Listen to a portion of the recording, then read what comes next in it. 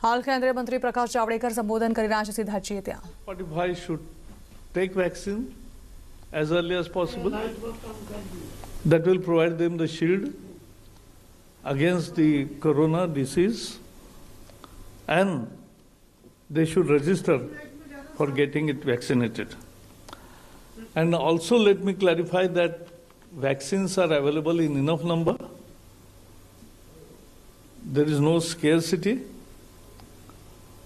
and supply chains and supply line is intact.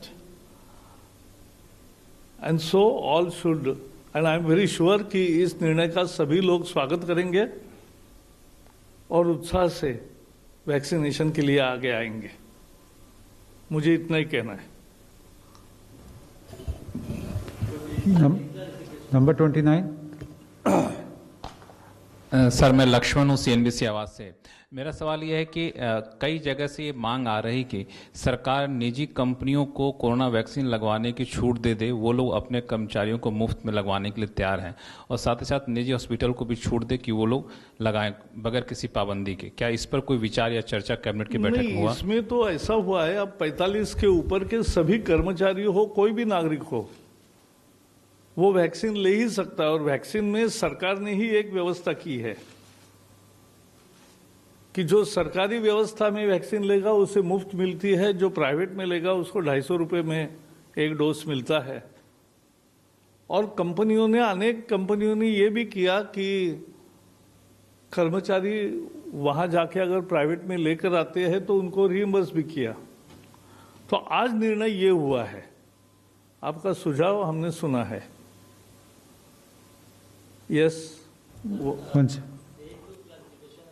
आपने जो 4 से 8 हफ्ते में जो दूसरे डोज की बात की, उस वो केवल कोविशील्ड के लिए है या कोवैक्स? हाँ, यानी ये अपने डॉक्टर बताएंगे किसको कब लेना है, 4 सप्ताह या 5 सप्ताह या 6 सप्ताह या 7 सप्ताह, ये अपने अपने डॉक्टर बताएंगे। अच्छा, दूसरा एक सवाल ये है कि सर पंजाब में कई केसेस आ रहे हैं और उसमें एक खबर आई है कि 80% के आसपास केसेस वो यूके वेरिएंट है सर, तो ये क्या चिंता?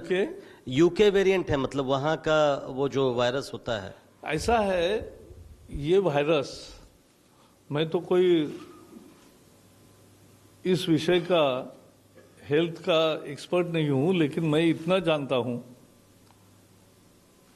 कि ये अनेक वेरिएंट में नए नए रूप से उभर के आता है, और इसी के लिए वैक्सीन कैंपेन बहुत महत्वपूर्ण है। सब लोग जो एलिजिबल है वो सब वैक्सीन कर ले, क्योंकि यही एकमात्र कवच है अपना, सुरक्षा कवच।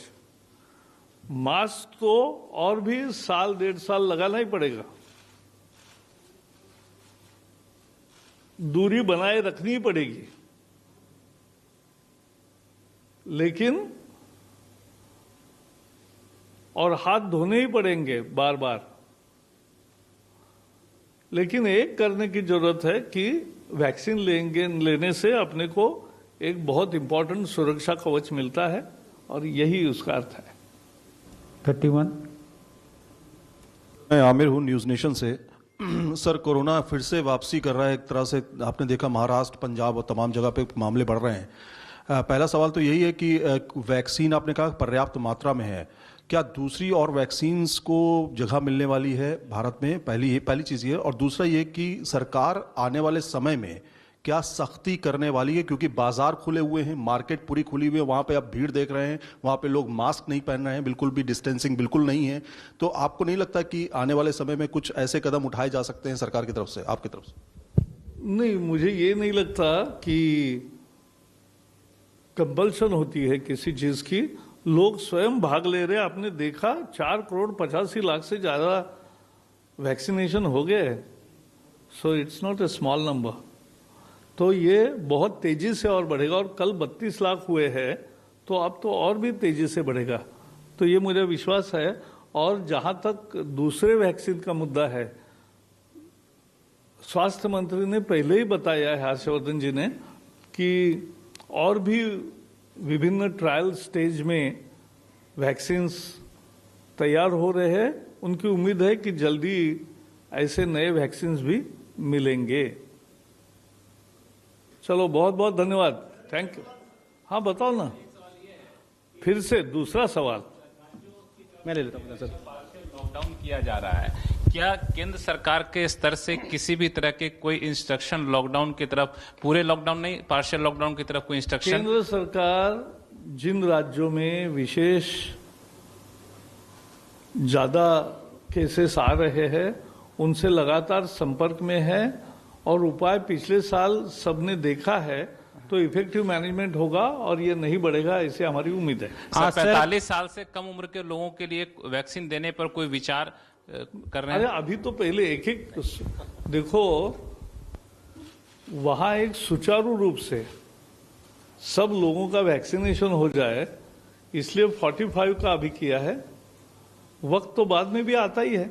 सर, प्रकाश सर, आप महाराष्ट्र से ही आते हैं। अगर आप महाराष्ट्र की राजनीति के बारे में बात करें, वहां पे नहीं कर रहा हूं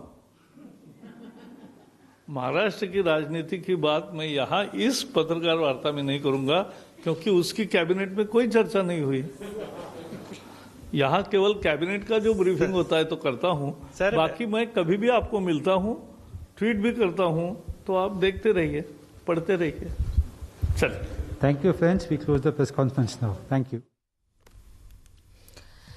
તો હાલ પ્રકાશ જાવડેકર દ્વારા એક પ્રેસ કોન્ફરન્સ કરવામાં આવી અને કોરોનાના વધતા કેસને લઈને તેમની સાથે વાત થઈ। આ સાથે જ તેઓએ પણ જણાવ્યું કે વેક્સિનને લઈને કોઈ પણ અછત દેશમાં નથી સર્જાઈ, જો કે તે છતાં પણ જ્યાં સુધી વેક્સિનેશન આખા દેશમાં ન થઈ જાય ત્યાં સુધી હજુ પણ 1.5 વર્ષ એવો સમયગાળો છે કે જ્યાં માસ્ક પહેરવું જરૂરી હશે, એટલે કે આપણે સાવધાની રાખવાની છે અને વેક્સિનને લઈને કોઈ પણ અફવાઓમાં ન આવવું। દેશમાં વેક્સિનને લઈને કોઈ અછત નથી વર્તાઈ।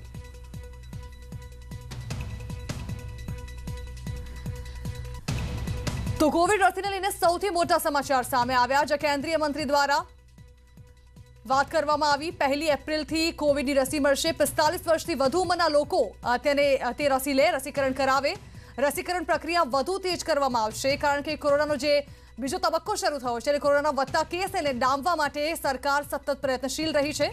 ત્યારે આ અંગે કેન્દ્રીય મંત્રી દ્વારા જે પ્રેસ કોન્ફરન્સ કરવામાં આવી તેને લઈને ખૂબ જ અગત્યની જાણકારી આપવામાં આવી, જ્યાં આવનારા 1-1.5 વર્ષ માટે માસ્ક જરૂરી હોવાનું તો જણાવ્યું, સાથે તેઓએ જણાવ્યું કે કોઈ પણ જાતની અફવામાં ન દોરાવવું અને રસીકરણ જે છે તેની પ્રક્રિયા વધુ તેજ કરવામાં આવનાર છે આવનારા સમયમાં।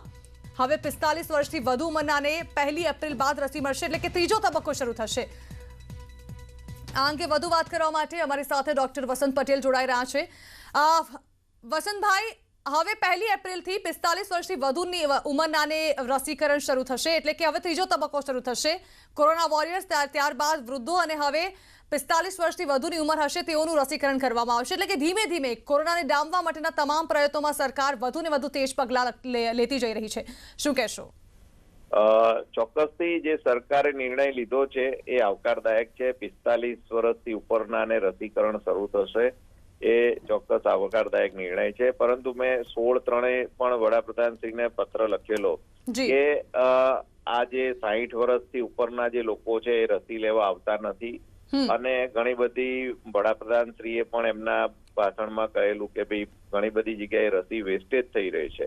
તો આવા સમયે અને જ્યારે કોરોનાનો વ્યાપ વધી રહ્યો છે ભારત દેશમાં અને ગુજરાત અને મહારાષ્ટ્ર અમુક રાજ્યોમાં, તો ચોક્કસથી આ નિર્ણય આવકારદાયક છે। સાથે આ નિર્ણય લેવાથી એક ઘણા બધા મોટી સંખ્યામાં લોકોને વેક્સિનાઇઝેશન શરૂ થશે, પરંતુ આમાં હું એક વાત ઉમેરવા, સાયન્ટિફિક રીતે હું બીજો એક મુદ્દો ઉમેરવા માંગી રહ્યો છું કે રિંગ વેક્સિનેશન કરવું જોઈએ। રિંગ વેક્સિનેશન મતલબ કે અમદાવાદ, બરોડા, સુરત, ભાવનગર, રાજકોટ આવા ગુજરાતની વાત કરીએ તો આ શહેરોમાં વધારે સંખ્યામાં કેસીસ છે, તો આ જે વિસ્તારો છે મહાનગરોમાં જ્યાં વધારે કોરોનાના કેસીસ છે ત્યાં બધાને વેક્સિનેશન કરી દેવું જોઈએ।